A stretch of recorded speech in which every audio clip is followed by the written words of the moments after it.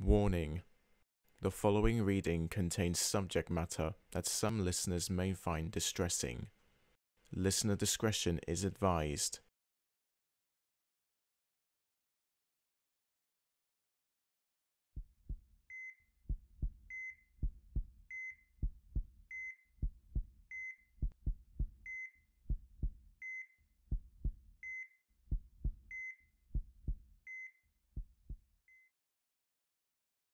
Scoots? Can you hear me? A voice said, muffled slightly to the Pegasus's ears. She couldn't see very well for a bandage or two that was wrapped partly across her right eye and over her ear, and her other eye was too tired to even find the strength to open. All that Scootaloo knew was that she was laid up in a bed someplace, and her body hurt like nothing she had ever felt before. Pain shot through her when she tried to move her weak and frail limbs, and every breath felt so haggard that it had felt like her throat was cut all over, making her wince with every breath that she exhaled. Other than the pain in her throat, she could also taste her own blood, causing the taste to get stronger the more she breathed. Slowly moving her eye to the left of her bedside, she could see the tearful gaze of her friends, Applebloom and Sweetie Belle. Her left hoof was holding Scootaloo's own, and despite all the pain she could feel, it felt pleasant to be able to feel somebody else's touch. In her bed, she could see bandages when she looked down at herself that were wrapped around her figure tightly to try and securely hold all her still shattered and twisted bones that was set by the doctors to try and ease her pain when she was brought in. It was nothing less than excruciating for the young filly, but she didn't have the strength to scream. The only thoughts lingering in Scootaloo's mind was how sorry she was for how she got here. She could remember being sent flying through the air after she and Applebloom had an argument that set off the Pegasus's typical aggressive fuse about how annoyed she was about not finding their cutie marks after all they've tried and been through together. Now she had crossed the line, and she knew that she probably wouldn't make it out of here. She felt a tingle in her eye that burned for a bit before a warm tear slid down the side of her face, partly from her pain and partly from how upset she was about what she did. Apple Bloom. She tried to say, but it came out as a soft, shaky gasp that only made her cough harshly, causing some of the blood in her throat to sputter up from the back of her mouth and over her teeth and lips. Applebloom tenderly wiped away the blood with a tissue, a forced calm expression on her face, followed by a weak smile on her lips as a small tear rolled down her face. Easy, Scoots. Easy. Try not to move.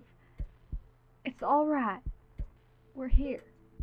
She tried to sound as comforting as she could, but only cried a little upon knowing that everything wasn't actually all right. It wasn't fine or dandy. It was the opposite. It was her own fault for everything that happened. From behind Applebloom, Sweetie Belle tried to repress her own tears as she gently pulled her into a hug, resting her chin on her shoulder. Sweetie?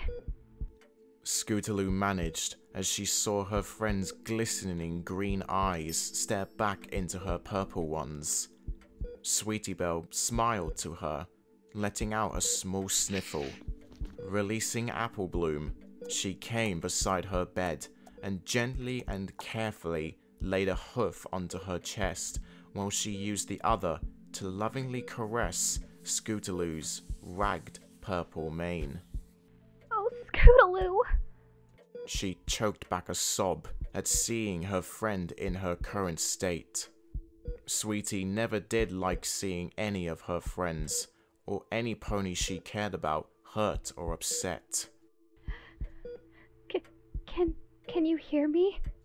She asked gently, to which Scoots managed to nod the tiniest of nods in acknowledgement.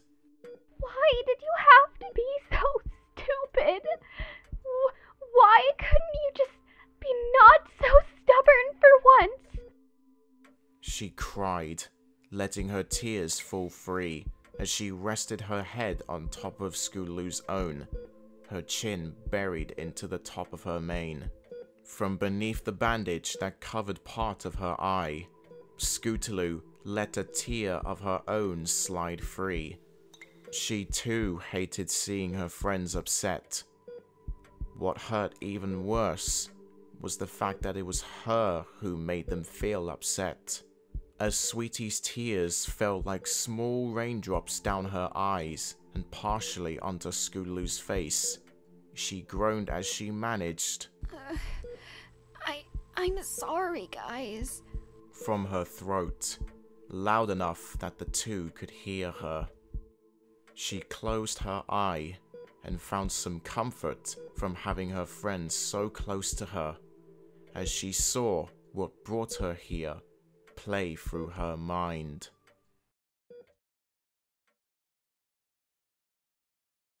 Scootaloo, listen to me! Don't do this! Apple Bloom cried, a mix of an angry and worrisome tone to her voice. However, the young and stubborn orange Pegasus daredevil with the purple mane simply ignored her, carrying on with her trot towards the edge of the hill. On her head sat her signature purple and white striped helmet strapped securely beneath her chin. In her hoofs was her scooter that she pushed up along with her. Scootaloo, for Celestia's sake, stop! You're going to get yourself hurt! Sweetie Belle shouted to her from beside Apple Bloom, a heavily worried expression on her face. This time, their friend turned around with an annoyed and determined look on her face and in her eyes. Why do you care? She shouted back with a growl, taking her friends aback. We've all tried your ideas for a cutie mark, and nothing happened, so now I'm doing it my way! She continued her trot up the hill and stopped when she got to the top, standing between a nearby tree and a wooden ramp down the slope. Her two friends joined her, yet keeping some distance. The reason they were out here is because of a small fight the three had over a failed attempt to try and get their cutie marks, and Scootaloo's aggressive attitude got the best of her, and she called the two of them names, saying that their ideas were stupid and ridiculous. She looked down the ramp with high determination that pumped adrenaline through her veins, and she was about to put a hoof on her scooter before she was stopped once more by her friends. Please stop! You've got nothing to prove, Scoots! Apple Bloom pleaded as she tried to reason with her stubborn and feisty friend. Look, why don't you two just leave me alone, alright? If you don't want to watch me nail it, fine.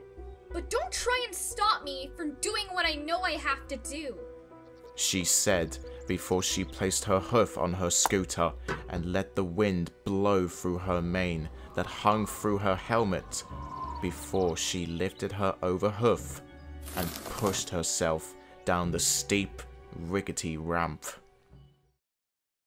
In mere seconds, the wind picked up to such a forceful level that all Scootaloo could hear was the constant howl of it slip past her ears as it became louder and louder the further down she went. Adrenaline fueled her veins and her eyes watered from the intense gusts of wind that hit them. Beneath her hoofs, she could feel the vibrations from the wheels of her scooter, feeling them shake slightly the faster she went. However, this didn't satisfy her requirements to get the rush she so desired deeply, and she opened her wings. She flapped them softly and gradually sped up her pace to generate more force to push her harder, and she felt it. A pure surge of an adrenaline rush coursing through her, passing straight through every vein in her body, and when she came to the bottom where the ramp was angled, she was launched into the air. From the top of the ramp, her two friends watched in shock as they witnessed her act, and they continued to stare, left speechless by what they were seeing. Scootaloo was literally flying through the air, doing insane spins and flips as she was still attached to her scooter, and she let out a victorious cheer that was short-lived when she realized she was coming down too quickly. A sudden wave of panic shot through her as she tried to right herself so she didn't crush herself upon impact with the cold, hard ground that was coming in at an alarming rate. With all the forceful winds disabling her ability to control herself in freefall, she knew what was about to happen, and she let out a scream just before she made contact with the ground that silenced her in an instant.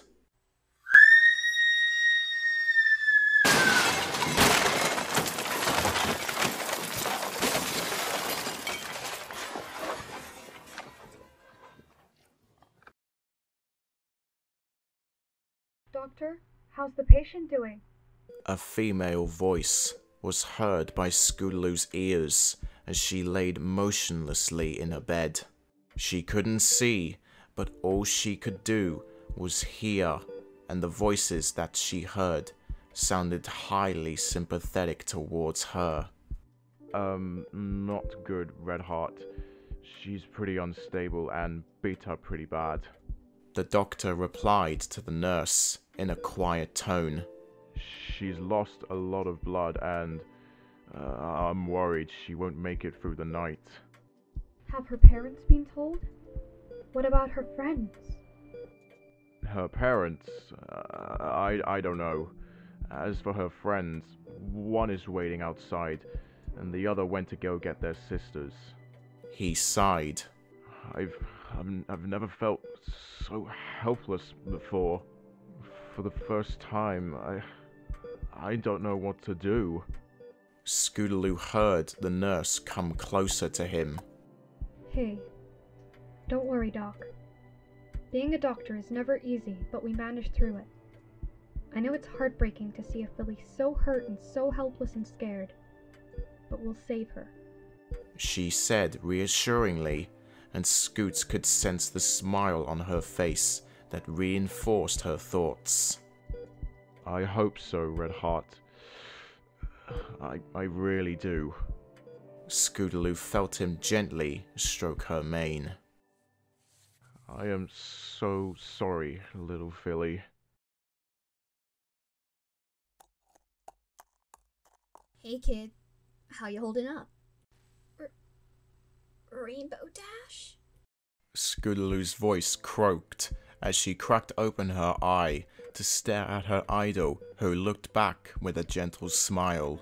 Although she was smiling, Scootaloo could easily tell that she had been crying, judging from her fur matted down beneath her eyes and on her cheeks. What got into you, Scootaloo? Do you know how dangerous that was? She said in a firm but still comforting voice, holding back some tears. Scootaloo could only feel the guilt of what she's done over the pain. I'm sorry, Rainbow Dash. I'm sorry. She mumbled, herself beginning to cry. Don't tell me, Squirt. Tell them. She moved aside and revealed her two friends, who moved closer to her. Despite her pain that stopped her from moving so much, she managed to find the strength to lift herself in her bed on her own willpower and pull her friends into a hug. Although surprised, the two settled into the embrace as Scootaloo snuggled her cheeks into her friend's own. I'm so sorry, guys. I should have listened to you. I'm sorry.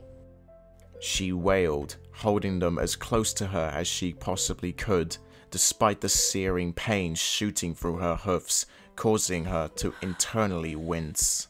Her friends didn't say anything for a while and only held on to her. After a while of hugging and endless crying, Scootaloo released them from the embrace and wiped her eyes. Apple Bloom? She began, but was cut off by her filly friend. It's alright, Scoots. I know. And I'm sorry too. If I hadn't pushed y'all too far, this wouldn't have happened. Scootaloo groaned and let herself fall back down onto her back, ignoring the pain that made her desperately want to scream out loud. Scoots? Applebloom asked softly and worriedly. Scootaloo! She shook her friend gently, but got no response. As the two began to panic, Rainbow Dash felt new tears flow as she too began to shake her sister, also getting no response from the suddenly quiet filly. It was enough to make her charge out the door as fast as she could and find the nearest nurse. Oddly, Scootaloo began to cough and hack, and specks of blood began to spit out of her mouth. Not knowing what to do, and frightened for the well-being of their friend, the two began to cry hard, feeling absolutely helpless in not knowing what to do. Scootaloo continued to cough as more blood began to drip from between her lips and down her chin, and she began to wheeze. Feeling lightheaded, she laid her head back, and she went visibly pale.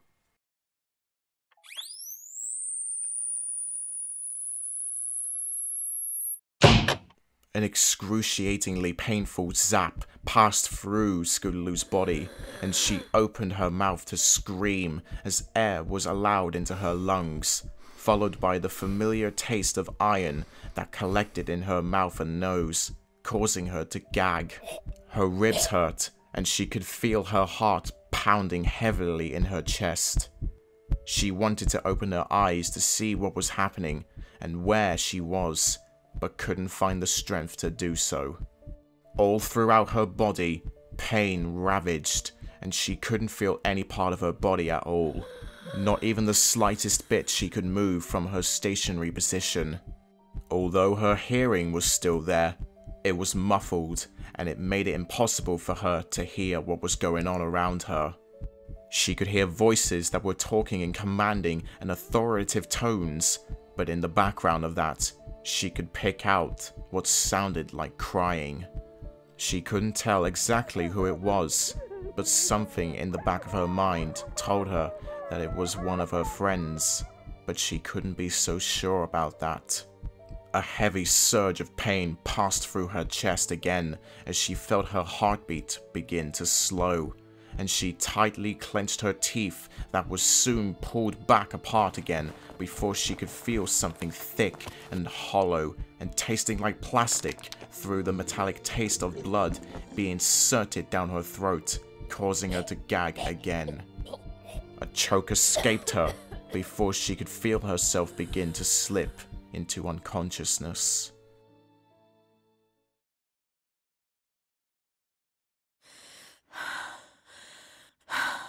Scootaloo's mouth opened, and a large breath of air was collected into her lungs, and she winced when she felt it burn slightly. Thankfully, not as painful as it used to be. Strangely, she felt more peaceful and relaxed than she was before, and when she opened her eye, Applebloom was all that filled her vision. She sat there, holding her friend's hoof, and behind her, Applejack sat on a chair with her hat pulled down her eyes as she slept. Scoots! Applebloom said, relief filling her voice. Thanks, Celestia. You had us all worried. Applebloom, can you please listen to me? Scootaloo asked, partially wheezing and confusing her filly friend at first, but she nodded, wondering what she wanted to say.